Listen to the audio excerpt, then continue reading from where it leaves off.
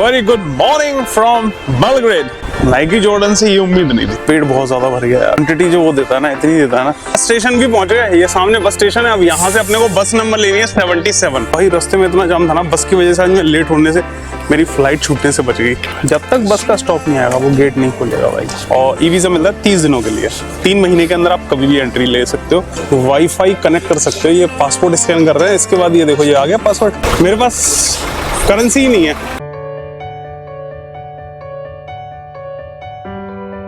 Very good morning from Belgrade. आज अपना है आखिरी दिन। वैसे तो कल ही था, अब तो अपन बस एयरपोर्ट जा रहे हैं। एयरपोर्ट जाने से पहले मैंने सोचा कि कुछ खा लिया जाए, क्योंकि मेरी शाम की 4 बजे की फ्लाइट है यहाँ से इस्तांबुल टर्की के लिए।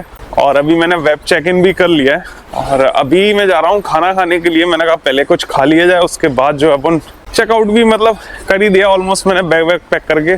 तो यहाँ पे पाकिस्तानी रेस्टोरेंट है भाई, अपन अभी वहाँ चल रहे हैं। वहाँ से अपन जो है थोड़ा बहुत कुछ खाएंगे, उसके बाद चलेंगे अपन वापस अपने हॉस्टल, अपना सामान उठाएंगे और वहाँ से चलेंगे अपन सीधे एयरपोर्ट के लिए। और ये पहली बार ऐसा हुआ है मेरी ट्रिप पे जो है ना, मेरे ऑलमोस्ट सारे ही कपड़े जो है ना ऐसे उनकी हालत खस्ता हो गई है। पता नहीं ऐसा क्यों हुआ है। इवन जूते भी जो है ना वो भी बोल गए, जो कि इतने महंगे लिए थे। मैंने नाइकी जॉर्डन से ये उम्मीद नहीं थी। चलो देखेंगे, फिक्स करेंगे कुछ ना कुछ। यहाँ पे इस तरीके के ना अंडरग्राउंड पास बना रखे हैं, जिससे कि आप जो है रोड क्रॉस कर सकते हो, मतलब कि एक जगह से दूसरी जगह जा सकते हो।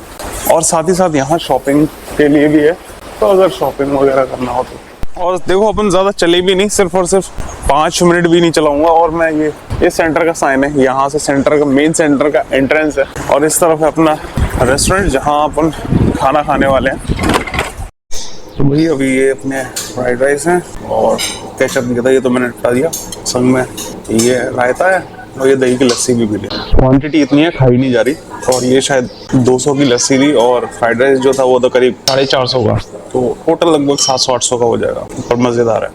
तो अभी जो है मैं खाना खा के वापस जा रहा हूँ अपने हॉस्टल अपना सामान लेने के लिए। अभी 11 सवा 11 बज चुके हैं। सामान उठा के अब चलेंगे यहाँ से अपन सीधे एयरपोर्ट के लिए।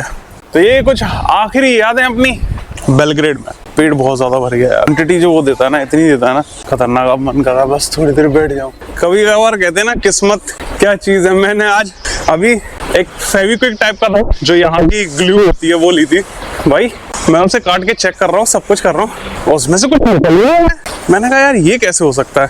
फिर जब मैंने जोड़ दिया तो वो था भाई रियल इंसेक्ट कलर। मेरे हॉस्टल में था, उसने भाई देखा, कहता है इसमें तो कुछ है ही नहीं। उसने अच्छे तरीके से चेक किया, फिर कहता है इसको वापस करके आओ, इसमें कुछ नहीं है, अंदर सूख चुका है, ड्राई हो चुकी। फिर मैं जब वापस करने गया तो फिर उसने मुझे चेंज करके दी। मैंने कहा चलो ये भी अच्छा रहा। तो अभी चल रहे हैं बस स्टेशन, जहाँ से मैंने कल बस पकड़ी थी 9वीं 7 के लिए। वहीं से अब अपने को बस लेनी है, फिर अपने को एक बस चेंज करनी है। तो चलो अपन बस स्टेशन भी पहुंच गए। ये सामने बस स्टेशन है। अब यहाँ से अपने को बस नंबर लेनी है 77। उसके बाद एक चेंज और करनी पड़ेगी, वो है A1 करके। ये 28 है, तो वेट करते हैं 77 का। चलो भाई ये अपनी बस आ गई नंबर 77।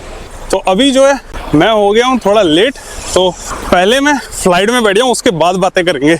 एयरपोर्ट फिलहाल मैं पहुंच गया हूँ, मुझे टैक्सी करनी पड़ गई, वो बताऊंगा क्यों। अब जो है थोड़ी राहत मिली है। अभी अपन को ये बोर्डिंग पास मिल गया, अपना ये सब कुछ अपन ने अपना बैगेज जमा कर दिया। अब ये सिर्फ छोटा बैग है। अब थोड़ी सी सुकून है कि चलो भाई बैग पहुंच गया तो मैं तो पहुंच ही जाऊंगा, क्योंकि भाई आज इनका कुछ प्रोग्राम था।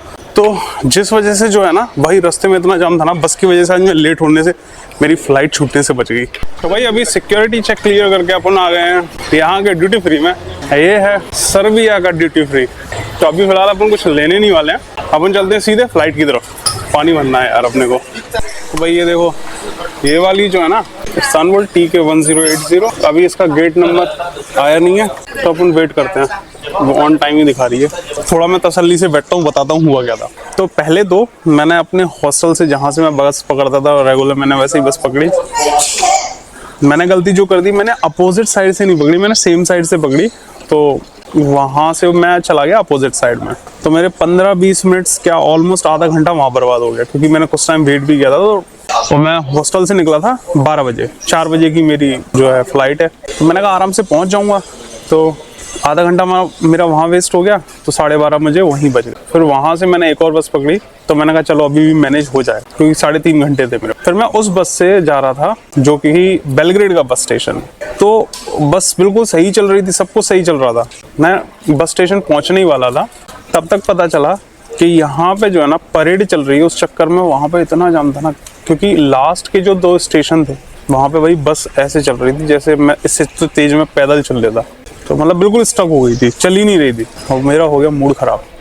मैंने कहा आज अपनी फ्लाइट गई। मैंने कहा ज़्यादा लालच नहीं करते, मैं करेंसी कलेक्ट करता हूँ। 2000 का नोट मेरे पास पड़ा था, मैंने Yandex Go जल्दी से डाउनलोड किया, फेयर चेक किया, 1900 रुपये दिखा रहा था, 1900 सर्बियन दिनार। मैंने तुरंत बुक की, बस से उतरा। बस में यहाँ एक और दिक्कत है, मैं उतरने की बहुत पहले से कोशिश कर रहा था, जब तक बस का स्टॉप नहीं आएगा वो गेट नहीं खुलेगा भाई। तो ये भी चीज़ बहुत खतरनाक है, क्योंकि मेरे को बस में ही जब मैं उतरना चाह रहा था तो भी मैं उतर नहीं पा रहा था, क्योंकि बस का बस स्टॉप नहीं आया था। जैसे जैसे बस स्टेशन आया, 2 बस स्टेशन पहले ही मैं उतर गया। उसके बाद फिर जो बेलग्रेड का बस स्टॉप है, जहाँ से आप बस ले सकते हो इंटरसिटी, या फिर आप मोंटेनेग्रो भी जा सकते हो, और भी आसपास कहीं जा सकते हो, जो मेन बस स्टेशन जिस पे मैं आया था।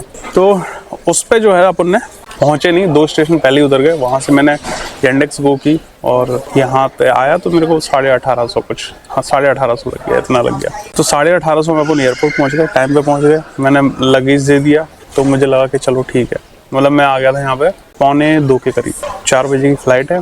अभी मैं यहीं पर बैठा हूँ, अपन ने सिक्योरिटी चेक वगैरह सब क्लियर कर लिया है, सब सामान दे दिया। अब अपने को 3 बजे यहाँ पे गेट की इन्फॉर्मेशन आ जाएगी, तो अपन 3 बजे अपने गेट के पास चल देंगे। तो ये थी स्टोरी, और ये थे कुछ आखिरी हौच पौच पल अपने बेलग्रेड में। अब एक्साइटेड है टर्की के लिए। शाम मतलब मेरे फ्लाइट जो है ना ज़्यादा देर की नहीं है, 1.5 से 2 घंटे में मैं टर्की पहुँच जाऊँगा। वहाँ इमिग्रेशन होगा, सब कुछ मैंने तैयारी कर लिया है, अपनी होटल बुकिंग कर लिया है, रिटर्न फ्लाइट टिकट कर ली है, ई वीज़ा भी मैंने फ्रंट पे ही रखा है भाई, फ़ोन में ही दिखा देंगे अपन। और भाई यहाँ के एयरपोर्ट पे एक चीज़ है, जैसे अपने नहीं है कि लगेज छोड़ के चले जाते हो, भाई यहाँ छोड़ के मत जाना। यहाँ पे क्या बाहर इंडिया के अलावा और कहीं छोड़ के मत जाना। वैसे तो कहीं पे भी मत जाओ, क्योंकि उनको ये लगता है कि भाई इसमें कुछ संदिग्ध सामान है, लावारिस वस्तु है। तो भाई वो आपका बैग खोल लेंगे पूरा, और पता पड़ा आप कहीं छोड़ के गए हो, वो वापस जब आओगे तो वहाँ मिलेगी। तो इस चीज़ का ध्यान रखना। तो अभी अपन चल रहे हैं अपनी फ्लाइट की तरफ। अपना सब कुछ वही चेक वैक सब कुछ हो चुका है, अब बस जाके अंदर बैठना है। अब अगले 2 घंटे के लिए अपन बस इस टर्किश एयरलाइन का मजा लेंगे। तो अब जो है मैं बैठ गया हूँ प्लेन के अंदर। ये देखो अभी लोग अपनी अपनी सीट ले रहे हैं। अपने सामने भाई ये डिस्प्ले आ गई, इसको बंद कर देता हूँ। खिड़की को विंडो सीट मिली है भाई, बिना चूज किए अपने को विंडो सीट मिल गई। चलो अब मजा लेते हैं इस एंटरटेनमेंट का। अगले 2 घंटे के लिए मिलेंगे इस्तांबुल में। Bye bye.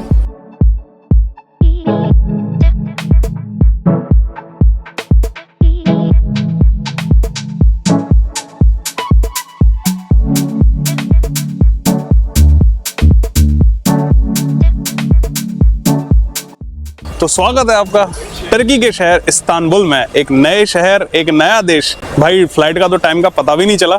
मैं मूवी देख रहा था टॉम क्रूज की, और मूवी का मैंने नाम ध्यान नहीं दिया, पर हाँ फाइटर जेट की मूवी थी, मतलब फाइटर प्लेन्स थे उसमें। और फिलहाल ये बैगेज वाला जगह थी जहाँ से अपन ने अपना बैगेज ले लिया है। मैंने इमिग्रेशन भी क्रॉस कर लिया यार। मैंने बेमतलब में जो है ना डमी टिकट कराई हुई थी रिटर्न वाली यहाँ से, क्योंकि उस पर जो मेरे को ई वीज़ा था ना उस पर लिखा हुआ था, और मेरे को यूके के बेस पे, क्योंकि मेरे पास यूके का वीज़ा था, स्टिकर वीज़ा, वो भी मल्टीपल एंट्री 6 महीने का, तो उसके बिहाफ पे मुझे टर्की का ई वीज़ा मिला हुआ था, जिसकी कॉस्ट समवेयर अराउंड मैंने 4 से 5,000 पे की थी। तो उसकी डिटेल्ड इन्फॉर्मेशन मैं बता दूंगा, फिलहाल ऊपर से बता दूं। अगर आपके पास यूके का मल्टीपल एंट्री वीज़ा है 6 महीने का, और उसकी वैलिडिटी है, मतलब वैलिडिटी होना चाहिए अगर यहाँ आ रहे हो तो आप ट्रैवल कर सकते हो टर्की में, लेकिन ई वीज़ा अप्लाई करना पड़ेगा। और ई वीज़ा आपको साथ के साथ मिल जाएगा। वेबसाइट पे जाओ, अप्लाई करो, ई वीज़ा रेडी है, साथ के साथ प्रिंट कर लो। और ई वीज़ा मिलता है 30 दिनों के लिए। 3 महीने के अंदर आप कभी भी एंट्री ले सकते हो। जो वैलिडिटी आपकी यूके वीज़ा की होती है, सेम वैलिडिटी आपको ऑलमोस्ट टर्की के वीज़ा की दी जाती है। तो ये फ़ायदा है यूके के वीज़ा का।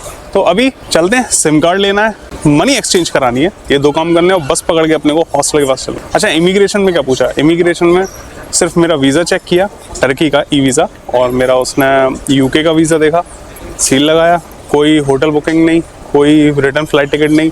मैंने होटल बुकिंग भी कर रखी थी, मैंने रिटर्न फ्लाइट टिकट भी कर रखी थी, just for the safety purpose, क्योंकि मैंने कहा भाई अभी संबंध और रिश्ते ठीक नहीं है, क्या पता पॉइंट आउट कर दें। ये बहुत इंपॉर्टेंट बात है। अगर आप किसी भी देश में जा रहे हो ना, उसके कंट्री के आपके कंट्री से संबंध ठीक नहीं है, तो भाई मैंने इवन यूएस का जो बंदा था ना, उसको मैंने चाइना में फंसते हुए देखा था। तो इसीलिए अपनी तैयारी हमेशा करके जाओ। तो चलो चलते हैं अपन बाहर, देखते हैं कहाँ करेंसी एक्सचेंज और सिम कार्ड कितने का मिलेगा, क्योंकि अंदर एयरपोर्ट पे तो बहुत महंगा था, ऑलमोस्ट 30-40 यूरो का दे रहा था मेरे को, क्योंकि 15-20 दिन के लिए चाहिए, हालांकि 1 महीने की वैलिडिटी थी उसकी। फिलहाल करेंसी एक्सचेंज, बस पकड़नी है और सिम कार्ड, ये 3 काम निपटाते हैं। चलो। तो भाई यहाँ पे करेंसी एक्सचेंज में तो यार बड़ा डिफरेंस आ रहा है। मैंने एयरपोर्ट पे अभी जब पूछा तो $1 का दे रहा है 30, जबकि गूगल रेट चल रहा है 41, तो 11 लायरा, यहाँ की करेंसी है लायरा, टर्किश लायरा। मैंने कहा नहीं यार, ये तो बहुत ज़्यादा डिफरेंस है, बाहर ट्राई करते हैं। मैं कोशिश करूँगा अगर मेरे कार्ड से पेमेंट हो जाएगी तो सबसे बढ़िया चीज़ है। तो भाई अभी जो अपन बस की टिकट ले रहे हैं अपने कार्ड से। Thank you.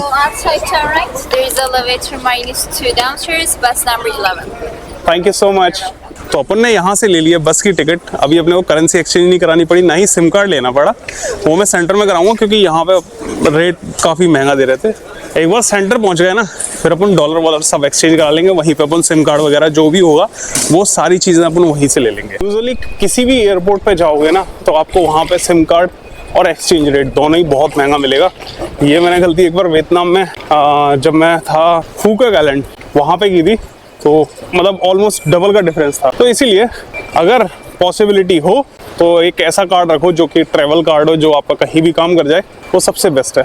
नहीं तो मजबूरी में तो कराने ही पड़ते हैं, मैंने भी कराए हैं, ऐसा नहीं है, पर ऑप्शन हो तो कोशिश करो, इससे आपकी बचत हो जाएगी। ये देखो इस तरीके से जो है ना आप वाईफाई कनेक्ट कर सकते हो। ये पासपोर्ट स्कैन कर रहे हैं, इसके बाद ये देखो ये आ गया पासवर्ड, प्रिंट करोगे नीचे से रिसिप्ट आ जाएगी। तो ये सिस्टम है यहाँ पे, मतलब इससे पहले मैंने किसी और एयरपोर्ट में अभी देखा नहीं है। और ये खूबसूरत सा एरोप्लेन जिससे अभी अपन उड़ान भर के आए हैं, ये गिफ्ट में है, मेरी तरफ से ले लेना। अच्छा यहाँ रेट थोड़ा सही है, 40 में ले रहे हैं, तो अपन यहाँ से बाय कर सकते हैं। यहाँ मुझे रेट अच्छा लगा, 40 दे रहे हैं, वहाँ मेरे को दे रहा था 30। मैंने कहा क्या आदमी है भाई। और एयरपोर्ट सेम है, सोचो $1 पे 10 लायर का अंतर तो यहीं आ गया।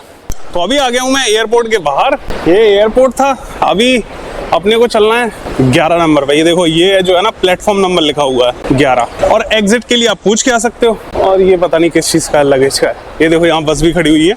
ये मैंने ऑनलाइन भी चेक कर लिया था, ये प्राइस मेरे को महंगी नहीं पड़ी है, क्योंकि मैंने जब आ रहा था तो मैंने गूगल पे चेक किया था। यहाँ से जो बस जाती है उससे 275 लेयर जो भी है टर्किश, जो कि अपने लगभग 550 या 500 रुपए के बराबर होता है। तो ये मेरे हिसाब से into 2 का कैलकुलेशन चलेगा अपने लिए, यानी कि मेरे को अगर कोई चीज़ 250 की पड़ रही है तो समझ जाओ मेरे लिए 500 रुपए की है। 2-2 पाउंड ले रहे थे भाई, 2-2 यूरो लगेज के। यहाँ ना ले रहे हो यार, मेरे पास करेंसी ही नहीं है। आई होप ऐसा कुछ ना हो। और ये वाली अपनी बस है, मैं पीछे 10 नंबर वाली पे चला गया था पहले।